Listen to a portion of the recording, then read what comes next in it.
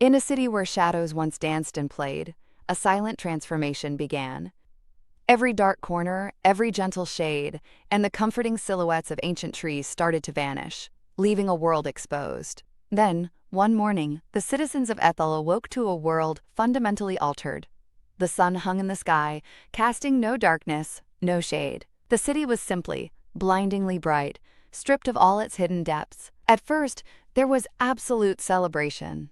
A grand, citywide festival of light was declared, filling the streets with laughing crowds. People felt an intoxicating sense of liberation, dancing in a world free of darkness. But not everyone was celebrating. High above the noise, in a quiet attic room, a young girl named Elara watched the festivities. Her large, emerald-green eyes reflected the constant, unchanging glare of the city below. While others embraced the unending light, Elara felt a strange, cold quietness settle over her heart. The world was bright, yes, but it felt thin, like a painting with the background scraped away, hollow, and incomplete. She decided to walk through the streets, hoping to understand. She watched her childhood friends play tag, their laughter echoing loudly. But as she drew closer, she noticed something chilling. The laughter never reached their eyes. She visited the bakery. Mr. Gabriel, once a passionate singer, now stood silently, placing perfectly identical loaves onto a shelf. His smile was polite, uniform, and entirely empty, devoid of any genuine emotion. The breaking point arrived on a quiet Tuesday. Elara was in her living room, watching her father dust. The light through the window was as blinding and shadowless as ever, casting a harsh glow on everything. Her father reached for a small, delicate music box, a precious gift from Elara's grandmother. It was made of polished, dark wood, hand-carved with tiny windflowers, a cherished memory. His fingers slipped. The music box tumbled from his hands, striking the stone floor with a sharp, splintering crack. Delicate internal gears scattered across the floor like metal teardrops, broken beyond repair. Her father wasn't sorry. He felt no remorse, no guilt, no sense of loss. He simply smiled, his pleasant, empty smile, and began sweeping up the pieces, as if it were a minor inconvenience. Elara stared at the shattered fragments of the last thing her grandmother had touched. She waited for the tears, for the tight knot of grief. But nothing came. Only a blank, white space remained.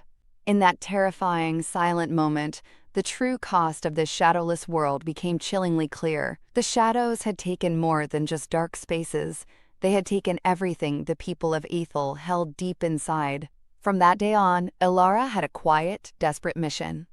She became a detective in a city that had forgotten how to feel, walking the sun-drenched avenues, searching for a crack in the endless light. She spent hours in the Grand Art Museum, hoping the masterworks would spark something. The gallery walls were lined with canvases, but as she studied them, she realized the paintings had become completely flat. A portrait of the founding king showed a smiling, flawless face, but the wise, weathered look of a leader who had suffered for his people was gone, replaced by a bland, unexpressive perfection. A massive painting of the ocean showed clean blue waves, but she couldn't feel the terrifying, magnificent power of the sea. Without shadows, the art had no depth, no soul, no true emotion. Everything that made them human, their struggles, worries, secret hopes, and complicated memories, was fading into a pleasant, meaningless haze. They were becoming simple, predictable, and entirely empty. Her search eventually led her to the one place the unending light couldn't fully reach: the deep, forgotten archives in the basement of the great city library. A place where true darkness still lingered. Descending into the cool, silent dark, she searched through dusty, unread texts. Her fingers brushed a book, bound in worn, dark leather, its ancient presence a stark contrast to the sterile world. When she opened the book, the pages smelled of old paper and lost time, and there, in elegant, faded ink, she found the truth. A forgotten wisdom from the founders of Ethel. The ancient book spoke of a forgotten wisdom. It explained that a shadow is not merely a physical blocking of light.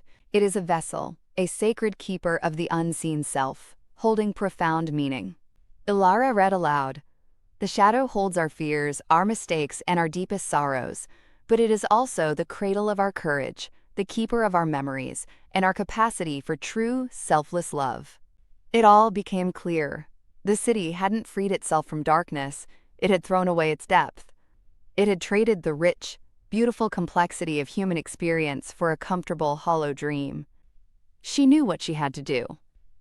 The book's final passage warned that shadows could only be recalled if someone was brave enough to stand in the light and embrace their own shadow, fully and without fear. Elara took a deep breath, clutched her silver moon pendant, and ran to the center of the main city square, where the crowd stood basking in the sterile sun, unaware of her desperate mission.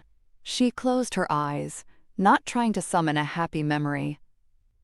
Instead, she reached deep into the dark corners of her mind, searching for the difficult, painful thoughts she had tried to ignore. She remembered the burning guilt, the sharp spike of jealousy, and the crushing weight of grief for her grandmother. She welcomed the pain, the regret, the fear, and the shame, letting them wash over her. Whispering, tears finally streaming down her face, Elara declared, "It's okay to be sad. It's okay to make mistakes. It's okay to be afraid. These are my shadows, and I want them back." As her tears hit the sun-baked stone, a small, dark shape suddenly flickered at her feet.